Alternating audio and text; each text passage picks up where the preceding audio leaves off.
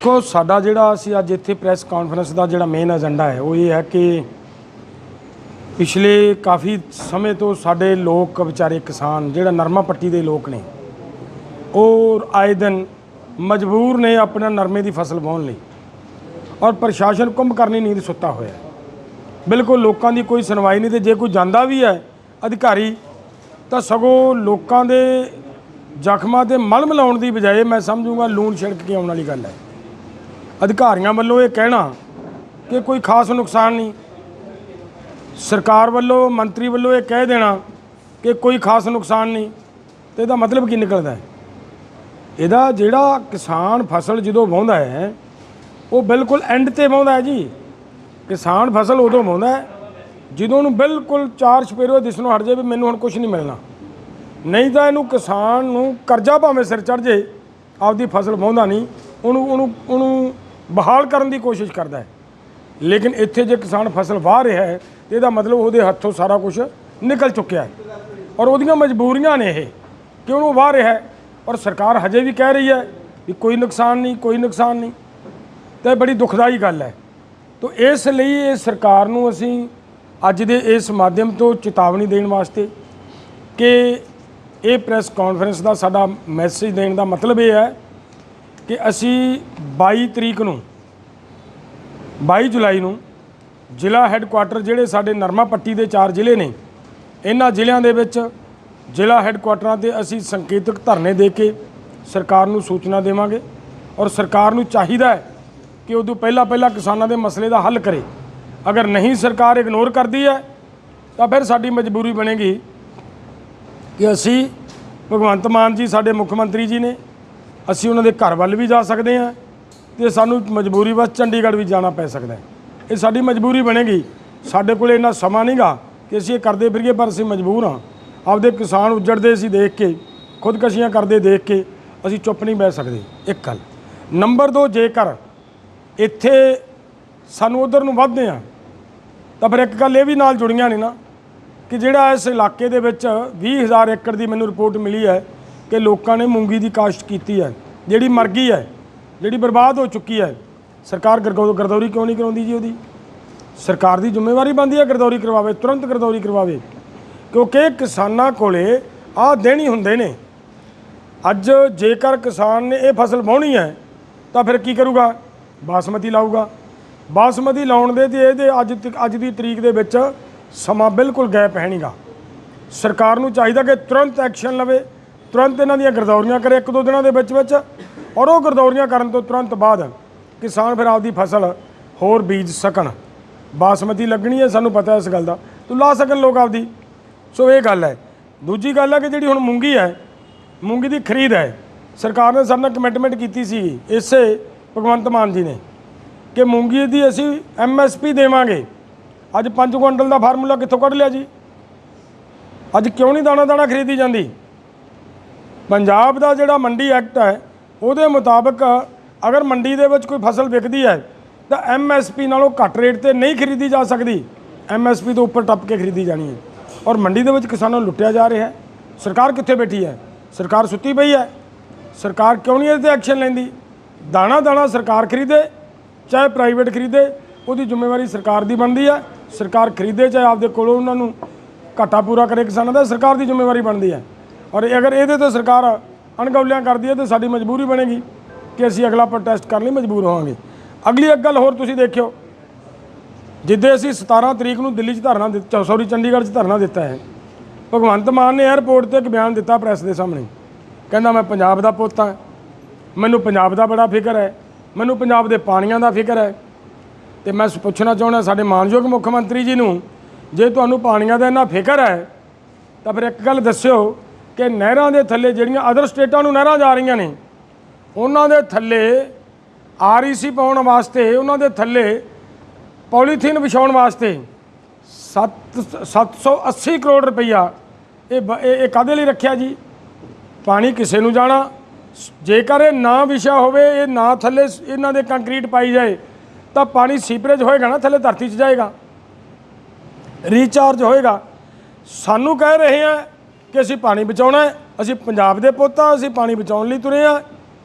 ਤੇ ਜਿੱਥੇ ਪਾਣੀ ਨੂੰ ਬਚਾਉਣ ਦੀ ਗੱਲ ਆ ਰਹੀ, ਜਿੱਥੇ ਸੀਵਰੇਜ ਹੁੰਦਾ ਸੀ ਉਹਨੂੰ ਤੁਸੀਂ ਰੋਕਣ ਤੁਰੇ ਹੋ ਔਰ ਪੈਸਾ ਪੰਜਾਬ ਦਾ ਲੱਗ ਰਿਹਾ ਹੈ ਔਰ ਇਹ ਬੜਾ ਗਲਤ ਕੀਤਾ ਜਾ ਰਿਹਾ। ਇਹਨੂੰ ਤੁਰੰਤ ਸਰਕਾਰ ਬੰਦ ਕਰੇ ਇਸ ਵਰਤਾਰੇ ਨੂੰ। ਔਰ ਨਾਲ ਅਗਲੀ ਗੱਲ ਇਹ ਹੈ ਕਿ ਇਹਨਾਂ ਨੇ ਇੱਕ ਭਾਰਤਮਾਲਾ ਜਿਹੜੀ ਸੜਕ ਕੱਢੀ ਜਾ ਰਹੀ ਹੈ, ਤੁਸੀਂ ਮੈਨੂੰ ਐਂ ਦੱਸਿਓ ਪੰਜਾਬ ਦਾ ਕੋਈ ਸ਼ਹਿਰ ਕੋਈ ਕਸਬਾ ਐਸਾ ਹੈ ਜਿਹੜਾ ਕਿਸੇ ਨਾ ਕਿਸੇ ਮੇਨ ਹਾਈਵੇ ਨਾਲ ਨਾ ਜੁੜਦਾ ਹੋਵੇ? ਜਦੋਂ ਸਾਰੇ ਪੰਜਾਬ ਨੂੰ ਮੇਨ ਹਾਈਵੇਜ਼ ਦੇ ਨਾਲ ਜੋੜਿਆ ਜਾ ਚੁੱਕਿਆ ਹੈ, ਅੱਜ ਕਿੱਧਰੋਂ ਲੋੜ ਪੈ ਗਈ ਜੀ ਇੱਕ ਹੋਰ ਭਾਰਤਮਾਲਾ ਕੱਢਣ ਦੀ? ਔਰ ਜਿਹੜੀ ਇਹ ਭਾਰਤਮਾਲਾ ਨਿਕਲਣੀ ਹੈ ਪੰਜਾਬ ਦੇ ਇਸ ਨੂੰ ਕੋਨੇ ਤੋਂ ਚੱਲ ਕੇ ਉਸ ਕੋਨੇ ਤੱਕ ਹਜ਼ਾਰਾਂ ਏਕੜ ਜ਼ਮੀਨ ਜਾਣੀ ਹੈ ਸਾਡੀ ਪੰਜਾਬ ਦੀ। ਔਰ ਜਿਹੜੇ ਲੋਕਾਂ ਦੀ ਉਹ ਜ਼ਮੀਨ ਜਾਣੀ ਉਹ ਕਿੱਥੇ ਵਸਣਗੇ? ਉਹ ਆਪਦੇ ਬੱਚੇ ਕਿਵੇਂ ਪਾਲਣਗੇ ਜੀ? ਇਹਨਾਂ ਨੇ ਤਾਂ ਕਹਿਤਾ ਕਿ ਅਸੀਂ ਮਤਲਬ ਰੋਡ ਕਿਹਨੂੰ ਲੋੜ ਆ ਉਹ ਰੋਡ ਦੀ? ਸਾਨੂੰ ਨਹੀਂ ਲੋੜ ਉਸ ਰੋਡ ਦੀ। ਉਹ ਰੋਡ ਦੀ ਜੇ ਲੋੜ ਹੈ ਤਾਂ ਕਾਰਪੋਰੇਟ ਲੋਕਾਂ ਨੂੰ ਹੈ, ਸਾਨੂੰ ਉਹ ਸੜਕ ਦੀ ਬਿਲਕੁਲ ਲੋੜ ਨਹੀਂ ਹੈ। ਅਸੀਂ ਸਰਕਾਰ ਨੂੰ ਤੁਰੰਤ ਜ਼ਿੰਮੇਵਾਰੀ ਲਵੇ ਇਹਦੀ, ਅੱਗੇ ਹੋ ਕੇ ਇਸ ਜਿਹੜਾ ਪ੍ਰੋਜੈਕਟ ਹੈ ਇਹਨੂੰ ਬੰਦ ਕਰਾਵੇ, ਨਹੀਂ ਤਾਂ ਫਿਰ ਸਾਡੀ ਮਜਬੂਰੀ ਬਣੇਗੀ ਇਹ 'ਤੇ ਅਸੀਂ ਅੰਦੋਲਨ ਕਰਾਂਗੇ। ਇੰਨੀ ਧੱਕੇਸ਼ਾਹੀ ਕਿਸਾਨਾਂ ਨਾਲ, ਬਾਹਰ ਇੱਥੋਂ ਜ਼ਮੀਨਾਂ ਸਾਡੀਆਂ ਕਾਰਪੋਰੇਟ ਲੈ ਜਾਣ ਤੇ ਬਾਹਰ ਸਾਨੂੰ ਜ਼ਮੀਨ ਖਰੀਦਣ ਦਾ ਕਿਤੇ ਅਧਿਕਾਰ ਨਹੀਂ। ਰਾਜਸਥਾਨ 'ਚੋਂ ਇੱਥੋਂ ਜਾ ਕੇ ਕੋਈ ਕਿਸਾਨ ਜ਼ਮੀਨ ਨਹੀਂ ਖਰੀਦ ਸਕਦਾ। ਤਾਂ ਅਗਰ ਇਹ ਹੁੰਦਾ ਹੈ ਤਾਂ ਫਿਰ ਮਤਲਬ ਇਸ ਧੱਕੇਸ਼ਾਹੀ ਦੇ ਖਿਲਾਫ ਅਸੀਂ ਬਾਤ ਚੁੱਕਾਂਗੇ, ਉਹ ਚਾਹੇ ਸਾਨੂੰ ਕਿੰਨਾ ਵੀ ਵੱਡਾ ਅੰਦੋਲਨ ਕਰਨਾ ਪਵੇ ਅਸੀਂ ਕਰਾਂਗੇ। ਸਾਡੇ ਇਹ ਨੇ ਮੇਨ ਏਜੰਡੇ ਜਿਨ੍ਹਾਂ ਦੇ ਉੱਤੇ ਅਸੀਂ ਅੱਜ ਪ੍ਰੈਸ ਕਾਨਫਰੰਸ ਕੀਤੀ ਹੈ।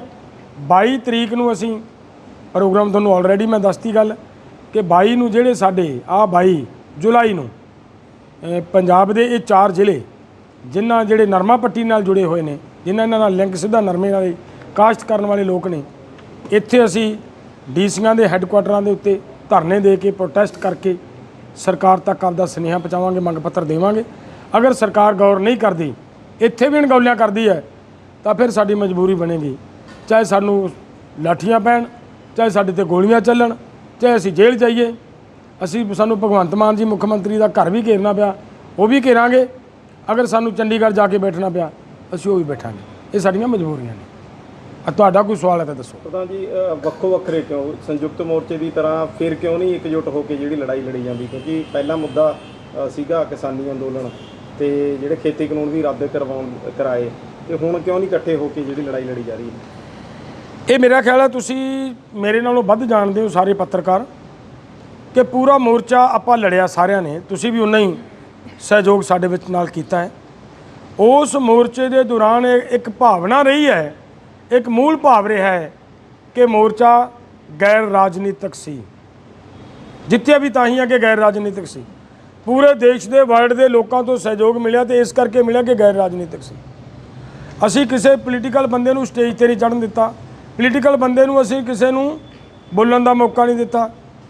ਔਰ ਅੱਜ ਸਾਡੇ ਵਿੱਚੋਂ ਹੀ ਕੁਝ ਜਥੇਬੰਦੀਆਂ ਨੇ ਉੱਠ ਕੇ ਰਾਜਨੀਤੀ ਵੱਲ ਨੂੰ ਲੰਗੜਾ ਖਿੱਚ ਲਿਆ।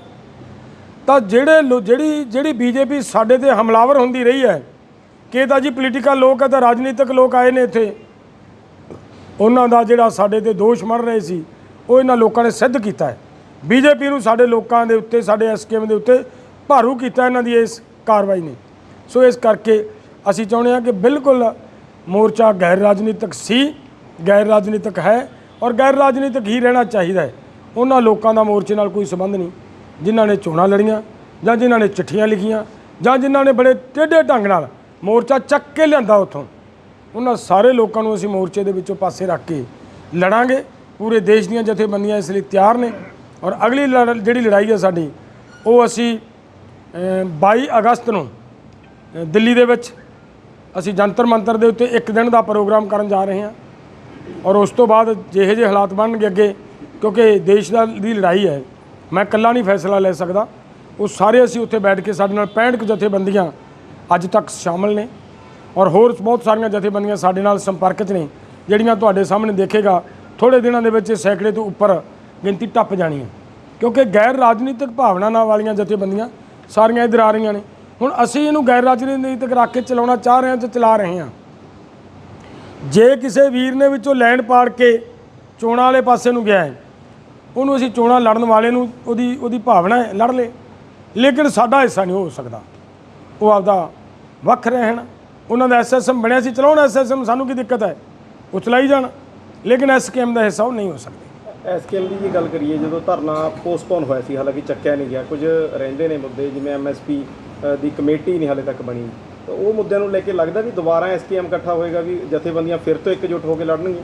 ਮੈਂ ਇਹੀ ਤੁਹਾਨੂੰ ਬੇਨਤੀ ਕੀਤੀ ਹੈ ਕਿ ਜਿਹੜੀ ਗੈਰ ਰਾਜਨੀਤਿਕ ਭਾਵਨਾ ਵਾਲੀਆਂ ਜਥੇਬੰਦੀਆਂ ਬਹੁਤ ਛੇਤੀ ਤੁਸੀਂ ਦੇਖੋਗੇ ਇੱਕ ਪਲੇਟਫਾਰਮ 'ਤੇ ਇਕੱਠੀਆਂ ਹੋਣਗੀਆਂ, ਬਹੁਤ ਛੇਤੀ, ਬੜਾ ਲੰਮਾ ਸਮਾਂ ਨਹੀਂ ਲੱਗਣਾ। ਅਸੀਂ ਜਿਸ ਦਿਨ ਹੋਕਾ ਦਿੱਤਾ ਸੀ ਕਿ ਗੈਰ ਰਾਜਨੀਤਿਕ ਹੈ, ਇੱਕ ਦਿਨ ਸਾਡੀ ਮੀਟਿੰਗ ਹੋਈ 30 ਜਥੇਬੰਦੀਆਂ ਦੀ, ਫਿਰ ਸਾਡੀ ਮੀਟਿੰਗ ਹੁੰਦੀ ਹੈ 40 ਜਥੇਬੰਦੀਆਂ ਦੀ, ਤੇ ਫਿਰ ਸਾਡੀ 12 ਤਰੀਕ ਨੂੰ ਮੀਟਿੰਗ ਹੁੰਦੀ ਹੈ 65 ਜਥੇਬੰਦੀਆਂ ਦੀ। ਉਹ ਕਿਉਂ ਆ ਰਹੀਆਂ ਨੇ? ਉਹ ਸਮਝ ਰਹੇ ਨੇ ਕਿ ਆ ਗੈਰ ਰਾਜਨੀਤਿਕ ਲੋਕ ਖੜੇ ਨੇ, ਉਹ ਸਮਝ ਰਹੇ ਨੇ ਸਾਰੇ ਕਿ ਸਾਡਾ ਪਲੇਟਫਾਰਮ ਗੈਰ ਰਾਜਨੀਤਿਕ ਵਾਲਾ ਕਾਇਮ ਹੈ, ਉਹਦੇ ਤੇ ਚੱਲ ਰਹੇ ਨੇ। ਔਰ ਉਹ ਜਿਹੜਾ ਗੈਰ ਰਾਜਨੀਤਿਕ ਵਾਲੇ ਲੋਕ ਫਿਰ ਇਕੱਠੇ ਹੋਣਗੇ, ਫਿਰ ਲੜਾਂਗੇ, ਉਸ ਤੋਂ ਵੀ ਮਜ਼ਬੂਤੀ ਨਾਲ ਲੜਾਂਗੇ, ਤਾਂ ਕਿ ਅਸੀਂ ਜਿਹੜੀ ਸਾਡੇ ਐਸਕੇਐਮ ਦੀ ਭਾਵਨਾ ਸੀ, ਜਿਹੜਾ ਐਸਕੇਐਮ ਦਾ ਮੇਨ ਏਜੰਡਾ ਸੀ, ਉਹਦੇ ਤੇ ਚੱਲ ਕੇ ਸਾਡੇ ਤੇ ਕੋਈ ਉਂਗਲ ਨਾ ਚੱਕ ਸਕੇ ਕਿ ਇਹ ਰਾਜਨੀਤੀ ਕਰਨ ਵਾਲੇ ਆ। ਉਹ ਉਸ ਗੱਲ ਤੋਂ ਸਾਰੀ ਤੋਂ ਮੋਰਚੇ ਨੂੰ ਬਚਾਉਣ ਲਈ ਅਸੀਂ ਇਹ ਕੰਮ ਕਰ ਰਹੇ ਹਾਂ। ਔਰ ਉਹ ਜਿਹੜੀਆਂ ਬਾਕੀ ਰਹਿੰਦੀਆਂ ਮੰਗਾਂ ਨੇ, ਉਹ 22 ਤਰੀਕ ਵਾਲੇ ਸਾਡੇ ਮੰਗ ਪੱਤਰ 'ਚ ਹੋਣਗੀਆਂ। 22 ਅਗਸਤ ਵਾਲੇ ਦੇ ਵਿੱਚ ਸਾਡੀ ਪਹਿਲੀ ਮੰਗ ਹੈ ਕਿ ਲਖੀਮਪੁਰ ਦੇ ਵਿੱਚ ਸਾਡੇ ਕਿਸਾਨ ਸ਼ਹੀਦ ਹੋਏ ਨੇ, ਇੱਕ ਪੱਤਰਕਾਰ ਸ਼ਹੀਦ ਹੋਇਆ, ਔਰ ਉਹਨਾਂ ਨੂੰ ਸ਼ਹੀਦ ਕਰਨ ਵਾਲੇ, ਰੌਂਦ ਕੇ ਗੱਡੀਆਂ ਥੱਲੇ ਮਾਰਨ ਵਾਲੇ ਲੋਕ ਅੱਜ ਸੱਤਾ ਦਾ ਆਨੰਦ ਮਾਣ ਰਹੇ ਆ। ਅਗਰ ਉਹ ਸੱਤਾ ਦਾ ਆਨੰਦ ਮਾਣਦੇ ਆ ਤਾਂ ਫਿਰ ਉਹਨਾਂ ਦੇ ਖਿਲਾਫ ਲੜਾਈ ਲੜਨੀ ਸਾਡੀ ਲੋੜ ਹੈ।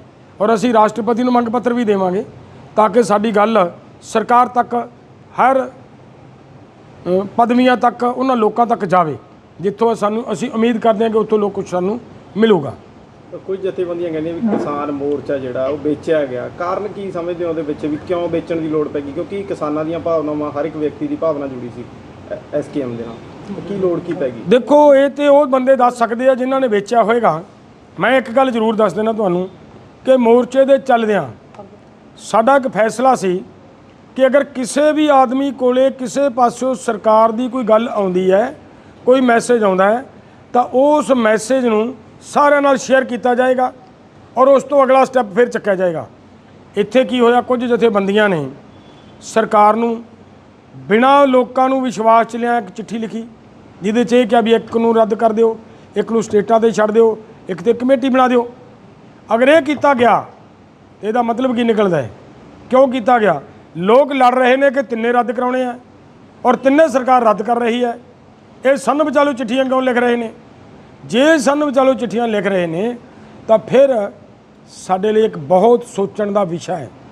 ਅਜਿਹੇ ਲੋਕਾਂ ਦਾ ਮੋਰਚੇ ਦੇ ਵਿੱਚ ਰਹਿਣਾ ਅਤੀ ਘਾਤਕ ਹੈ ਔਰ ਆਉਣ ਵਾਲੇ ਦਿਨ ਫਿਊਚਰ ਵੀ ਉਹ ਮੋਰਚੇ ਨਾਲ ਅਜਿਹਾ ਕੁਝ ਕਰ ਸਕਦੇ ਨੇ। ਪ੍ਰਧਾਨ ਜੀ, 31 ਨੂੰ ਰੇਲ ਰੋਕੋ ਅੰਦੋਲਨ ਦਾ ਹਿੱਸਾ ਰਹੋਗੇ ਤੁਸੀਂ? ਨਹੀਂ, ਦੇਖੋ, ਜਿਹੜਾ 31 ਦਾ ਹੈ, ਸਾਨੂੰ, ਅਸੀਂ 31 ਨੂੰ ਰੇਲ ਰੋਕੋ 'ਚ ਨਹੀਂ ਹਾਂ, ਕਿਉਂਕਿ ਸਾਡੇ ਕੋਲੇ ਜਿਸ ਦਿਨ ਅਸੀਂ 12 ਤਰੀਕ ਨੂੰ ਮੀਟਿੰਗ ਹੋਈ ਹੈ ਸਾਡੀ ਦਿੱਲੀ ਦੇ ਵਿੱਚ, ਸਾਨੂੰ ਕੰਬੋਜ ਭਾਈਚਾਰੇ ਨੇ ਇੱਕ ਲਿਖਤੀ ਅਪੀਲ ਕੀਤੀ ਹੈ, ਜਿਹਦੇ 'ਚ ਉਹਨਾਂ ਨੇ ਕਿਹਾ ਕਿ ਸਾਡੇ ਸ਼ਹੀਦ ਸਰਦਾਰ ਊਧਮ ਸਿੰਘ ਜੀ ਦਾ ਸ਼ਹੀਦੀ ਦਿਹਾੜਾ ਅਸੀਂ ਮਨਾਉਣਾ ਚਾਹੁੰਦੇ ਹਾਂ। ਉਸ ਦਿਨ ਕੋਈ ਰੋਡ, ਕੋਈ ਰੇਲ, ਕੋਈ ਨਾ ਬੰਦ ਕੀਤੀ ਜਾਏ, ਸਾਡੇ ਲੋਕਾਂ ਦਾ ਆਉਣਾ ਜਾਣਾ ਸੌਖਾ ਰਹੇ। ਉਹਨਾਂ ਦੀ ਸੁਵਿਧਾ ਨੂੰ ਧਿਆਨ 'ਚ ਰੱਖ ਕੇ ਉਹ ਨਾ ਕਰਦੇ ਹੋਏ ਅਸੀਂ 31 ਨੂੰ ਸੁਨਾਮ ਦੇ ਵਿੱਚ ਤੁਹਾਡੇ ਨੇੜੇ ਹੀ ਇੱਥੇ ਇੱਕ ਵੱਡਾ ਇਕੱਠ ਕਰਕੇ ਅਸੀਂ ਵੀ ਸਾਡੇ ਉਸ ਸ਼ਹੀਦ ਨੂੰ ਸ਼ਰਧਾਂਜਲੀ ਅਰਪਿਤ ਕਰਾਂਗੇ ਔਰ ਉਹਨਾਂ ਨੂੰ ਯਾਦ ਕਰਾਂਗੇ। ਪ੍ਰਧਾਨ ਜੀ, ਇੱਕ ਮਜ਼ਦੂਰ ਜਥੇਬੰਦੀਆਂ ਦੇ ਆਗੂ ਹਮੇਸ਼ਾ ਹੋਣਗੇ। ਮਜ਼ਦੂਰ ਵਿਚਾਰਿਆਂ ਨੂੰ ਜੇ ਹਕੀਕਤ ਜਾਣਨਾ ਹੋਵੇ, ਕੁਝ ਲੋਕ ਉਹ ਨੇ ਜਿਹੜੇ ਮਜ਼ਦੂਰਾਂ ਨੂੰ ਵਰਗਲਾਉਂਦੇ ਨੇ। ਮਜ਼ਦੂਰ ਸਾਡਾ ਹਿੱਸਾ ਹੈ ਯਾਰ, ਮਜ਼ਦੂਰ ਸਾਡਾ ਇੱਕ ਪਾਰਟ ਹੈ। ਨਾ ਮਜ਼ਦੂਰ ਬਿਨਾਂ ਅਸੀਂ ਸਾਰ ਸਕਦੇ ਹਾਂ ਅਤੇ ਨਾ ਮਜ਼ਦੂਰ ਨੂੰ ਸਾਡੇ ਬਿਨਾਂ ਵਿਚਾਰੇ ਬਿਨਾਂ ਨੂੰ ਸਰੇ। ਅਸੀਂ ਰਲ ਮਿਲ ਕੇ ਚੱਲਾਂਗੇ ਤਾਂ ਚੱਲਾਂਗੇ। ਹੁਣ ਨੋਟ ਕਰਿਓ ਕਿ ਅਸੀਂ ਮਜ਼ਦੂਰ ਦੀ ਗੱਲ ਕਰ ਰਹੇ ਹਾਂ ਕਿ ਨਹੀਂ ਕਰ ਰਹੇ। ਡਾਕਟਰ ਸਵਾਮੀਨਾਥਨ ਦੀ ਰਿਪੋਰਟ ਦੀ ਅਸੀਂ ਮੰਗ ਕਰਦੇ ਹਾਂ ਔਰ ਡਾਕਟਰ ਸਵਾਮੀਨਾਥਨ ਨੇ ਕਿਹਾ ਕਿ ਜਿੰਨੀ ਬੇਆਬਾਦ ਜ਼ਮੀਨ ਪਈ ਹੈ, ਯਾਨੀ ਜੰਗਲ ਪਏ ਨੇ ਜਾਂ ਸਰਕਾਰੀ ਜ਼ਮੀਨ ਪਈ ਹੈ, ਉਹ ਬੇਜ਼ਮੀਨੇ ਲੋਕਾਂ ਦੇ ਵਿੱਚ ਤਕਸੀਮ ਕੀਤੀ ਜਾਏ। ਕੀ ਇਹ ਮਜ਼ਦੂਰਾਂ ਦੇ ਪੱਖ ਦੀ ਗੱਲ ਨਹੀਂ ਹੈ? ਇੱਕ ਗੱਲ। ਨੰਬਰ 2 ਨੇ ਇਹ ਕਹੀ ਹੈ ਕਿ ਅਗਰ ਤੁਹਾਨੂੰ ਤੁਹਾਡੇ MSP ਲਾਗਤ ਦੇ ਉੱਪਰ 50% ਮੁਨਾਫੇ ਨਾ ਮਿਲੇ, ਹੁਣ ਇਹ ਦੇਖੋ, ਲੱਗਦੀ ਵੇਖਣ ਨੂੰ ਇਹ ਆ ਵੀ ਕਿਸਾਨਾਂ ਦੀ ਮੰਗ ਹੈ, ਬਿਲਕੁਲ ਕਿਸਾਨਾਂ ਦੀ ਮੰਗ ਨਹੀਂ ਹੈ ਇਹ ਮਜ਼ਦੂਰਾਂ ਦੀ। ਦੇਖੋ ਕਿਵੇਂ ਬਣਦੀ ਹੈ। ਹੁਣ ਅੱਜ ਮਜ਼ਦੂਰ ਨੂੰ ਅਸੀਂ 300 ਰੁਪਏ ਦਿਹਾੜੀ ਦਿੰਦੇ ਹਾਂ ਜੀ। ਜੇਕਰ ਸਾਡੀ ਲਾਗਤ ਦੇ ਉੱਪਰ 50% ਮਿਲਣਾ ਸ਼ੁਰੂ ਹੋ ਜਾਏ ਤਾਂ ਮਜ਼ਦੂਰ ਦੀ ਦਿਹਾੜੀ ਵੀ ਤਾਂ ਲਾਗਤ 'ਚ ਗਿਣੀ ਜਾਏਗੀ ਨਾ। ਤੇ ਜੇ ਲਾਗਤ ਦੇ ਵਿੱਚ ਦਿਹਾੜੀ ਗਿਣੀ ਜਾਣੀ ਹੈ ਤਾਂ ਅਸੀਂ 300 ਦੇਵਾਂਗੇ ਤਾਂ ਸਾਨੂੰ 150 ਨਾਲ ਰਲ ਕੇ 450 ਮਿਲਣਾ ਹੈ 4 ਮਹੀਨਿਆਂ ਬਾਅਦ। ਤੇ ਜੇਕਰ ਸਾਨੂੰ ਇਹ ਪਤਾ ਯਕੀਨ ਹੋ ਜੇ ਕਿ ਸਾਨੂੰ ਸਾਡੀ ਲਾਗਤ ਤੇ ਦਿਹਾੜੀ ਮੁੜ ਕੇ ਵਾਪਸ ਮਿਲ ਜਾਣੀ ਹੈ, ਅਸੀਂ ਮਜ਼ਦੂਰ ਭਰਾ ਨੂੰ ਇਹ ਕਹਾਂਗੇ ਕਿ ਅਸੀਂ ਤੇਰੇ ਨਾਲ ਆ ਭਰਾ, ਤਕੜੇ ਹੋ ਕੇ ਧਰਨਾ ਦਿਓ, ਸਰਕਾਰ ਤੋਂ ਮਨਜ਼ੂਰੀ ਕਰਵਾਓ ਕਿ ਦਿਹਾੜੀ 1000 ਰੁਪਈਆ ਹੋਣੀ ਚਾਹੀਦੀ ਹੈ। ਅਗਰ 1000 ਰੁਪਈਆ ਦਿਹਾੜੀ ਹੋ ਜਾਂਦੀ ਹੈ ਤਾਂ 1000 ਅਸੀਂ ਮਜ਼ਦੂਰ ਨੂੰ ਦੇਵਾਂਗੇ ਨਾ, ਤੇ ਸਾਨੂੰ ਕਿੰਨਾ ਮਿਲੇਗਾ? 1500 ਰੁਪਈਆ। 500 ਰੁਪਈਆ ਸਾਨੂੰ ਮੁਨਾਫਾ ਮਿਲਣਾ ਉਹਦੇ ਚੋਂ, ਸਾਡਾ 1000 ਵੀ ਸਾਨੂੰ ਮਿਲਿਆ, ਸਾਨੂੰ 500 ਮੁਨਾਫਾ ਵੀ ਆ ਗਿਆ, ਤੇ ਸਾਡੇ ਮਜ਼ਦੂਰ ਦੇ ਘਰ ਵੀ 1000 ਰੁਪਈਆ ਚਲਿਆ ਗਿਆ। ਬੋਲਿਓ, ਇਹ ਮੰਗ ਮਜ਼ਦੂਰ ਦੀ ਤੇ ਕਿਸਾਨ ਦੀ ਸਾਂਝੀ ਨਹੀਂ? ਕਿਸਾਨ ਤੇ ਮਜ਼ਦੂਰ ਦੀ ਸਾਂਝੀ ਮੰਗ ਹੈ। ਉਹਨਾਂ ਦੀ ਲੜਾਈ ਅਸੀਂ ਲੜ ਰਹੇ ਹਾਂ, ਉਹਨਾਂ ਨੂੰ ਸਾਥ ਲੈ ਕੇ ਚੱਲ ਰਹੇ ਹਾਂ, ਚੱਲਾਂਗੇ, ਐਸੀ ਕੋਈ ਗੱਲ ਨਹੀਂ ਹੈ। ਉਹ ਸਾਡਾ ਪਰਿਵਾਰ ਹੈ, ਸਾਡੇ ਭਾਈ ਨੇ, ਉਹਨਾਂ ਦੇ ਨਾਲ ਪਹਿਲਾਂ ਵੀ ਸੀ ਤੇ ਅੱਗੇ ਵੀ ਰਹਾਂਗੇ। ਉਹ ਆਪਣੀਆਂ ਮੰਗਾਂ ਨੂੰ ਲੈ ਕੇ ਕੱਲ ਨੂੰ ਪੰਜਾਬ ਲੈਵਲ ਤੇ ਧਰਨੇ ਵਗੈਰਾ ਦਿੰਦੇ ਆ ਤਾਂ ਸਹਿਯੋਗ ਹੋਊਗਾ ਜੀ? ਹਾਂ, ਅਸੀਂ ਮੰਗਾਂ ਦੇਖਣੀਆਂ ਹੁੰਦੀਆਂ ਨੇ, ਉਹਨਾਂ ਦੀਆਂ ਕਿਹੋ ਜਿਹੀਆਂ ਮੰਗਾਂ ਨੇ। ਜਿਹੋ ਜਿਹੀ ਉਹਨਾਂ ਦੀ ਮੰਗ ਹੋਏਗੀ, ਅਗਰ ਉਹ ਸਾਂਝੀ ਮੰਗ ਬਣੇਗੀ ਤਾਂ ਜ਼ਰੂਰ ਤੁਮਾਂਗੇ ਉਹਨਾਂ ਦੇ ਨਾਲ।